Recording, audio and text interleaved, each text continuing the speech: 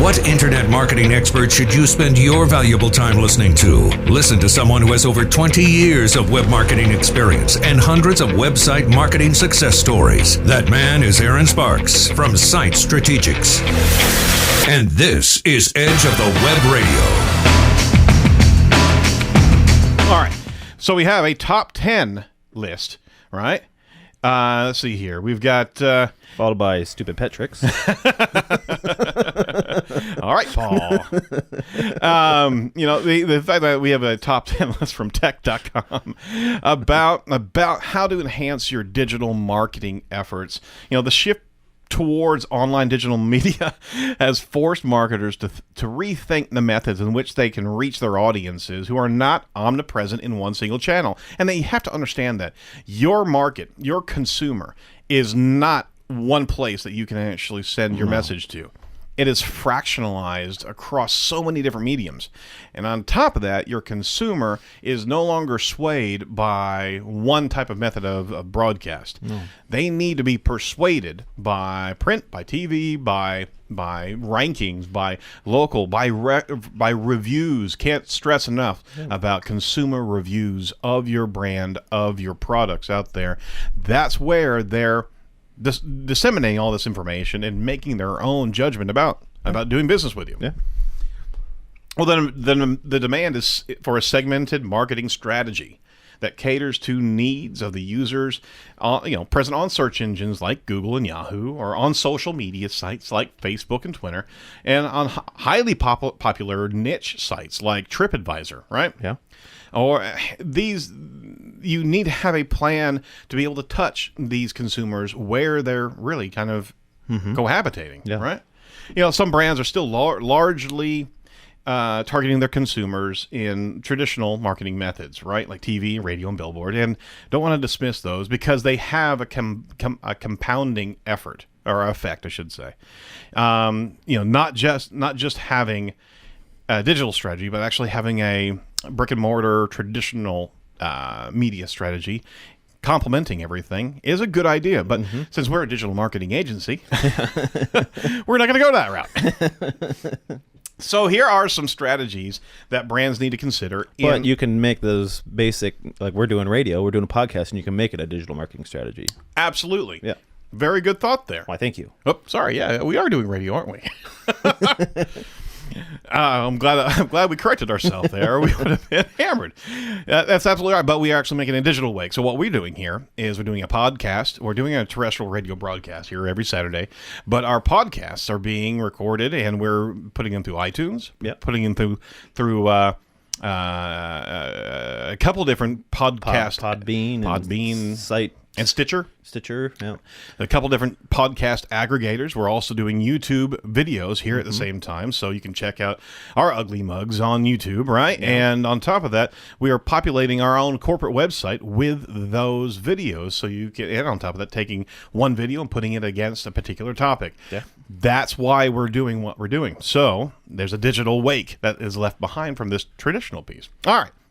Getting into it, here's some strategies that brands need to consider in order to become, successful in today's online world. Number one, reward local customers and reviewers. Now, we're leading with a very, very big issue here. Customers love to be rewarded, and brands love to be talked about, right? Mm-hmm. What if we connected those two together? Start rewarding your loyal customers, and ask them to add reviews to your site. What a novel concept. I know. But you know what? There's a lot of people that don't understand this connection. Is that, one, predominantly people are going to leave negative reviews on a brand. Okay, out there in the ether where you can go to Yelp and really trash a restaurant you just went to. Yeah. It's not regularly seen that you're going to have brand loyalists jumping out of their seat to give a great review. Mm-hmm. They are giving their review by the attendance to that particular business. Yep. Or I'm reviewing you by my purchase. Okay. Mm-hmm. That's how most customers believe and see their impact to a company. They don't think about leaving a review. Mm-hmm. Okay.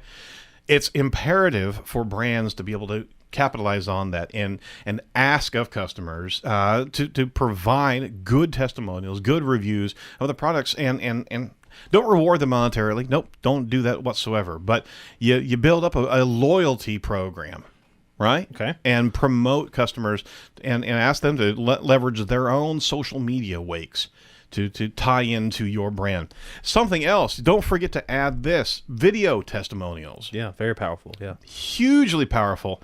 And Tanja Tudhope, director of new business at Memory Tree Video Productions, believes that video testimonials are a great way to broadcast your message to a variety of audiences. Text-based testimonials are actually a thing of the past. The modern era demands everything in video. In fact, Google just told us 2 weeks ago that that mobile optimization, getting higher ranks in the mobile search ranking, videos on your site are a necessity. Okay, now if Google says something like that, you best pay attention to it. Number two, another way to actually improve your digital marketing efforts: build a platform for people to interact. How about a separate Q&A section or a forum section on your website where people can easily interact with each other? Yeah. Building a community actually is a great. It's a great opportunity to receive traffic and conversions, but it also helps in customer retention and branding. And on top of that, it even creates a fact-finding pool where you can get some inspiration to improve your product or improve your service. Yeah, a popular example that I've read about about this topic is that McDonald's does one. It's Ask McDonald's. I forget what it's called, but people ask them a question and they just go shoot a video. So I remember the most recent one was, how do you make your chicken nuggets? Because everybody's like, what's in their chicken nuggets? Right. So they went through step by step. This is what we do. This is where we get our chickens. And they explain how they made their chicken nuggets. And I mean, that's a powerful brand. They were actually chickens? They were actually chickens, yeah. Oh, that debunks a bunch of myths right there. Sorry, McDonald's. I won't even go into White Castle sliders. But yeah, you're absolutely right. So all of a sudden, and guess what? That's evergreen. Yeah. That is, and you have a good, well-designed video, and it stays there. So you're never not having to answer that same question again. You've got the resources there. Target influencers as well to spread the voice. Influencer marketing is the most trusted marketing strategy in demand today, leveraging the power of influencers. Okay, and what is an influencer? Somebody who's got a social wake, an authority in a particular space, right? Yeah. Ask them to spread the voice of your brand. It's a great way to build trust in the minds of your audience. And believe me, building trust is the first step for successful branding. You got to make that happen. Yeah. So back to that McDonald's example is the Mythbusters guy, Grant Imahara. He's the guy who did the video. Oh, wow. So that's even additional. Wow. See, there you go. Number 4, real quick. Focus on online reputation management.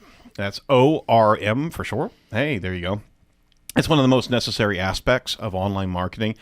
Unfortunately, most brands keep on ignoring it. I mean, literally to a level that until it starts hurting the image and revenue of the company. Yeah. You need to know your positive brand achievements. You also need to be very, very attuned to negative comments, because those negative comments don't go away either. And you all know we are all consumers. We're more consumers than we are actual brands, right? And the consumer, you and I, will rubberneck and look at a online negative review quicker than any positive review.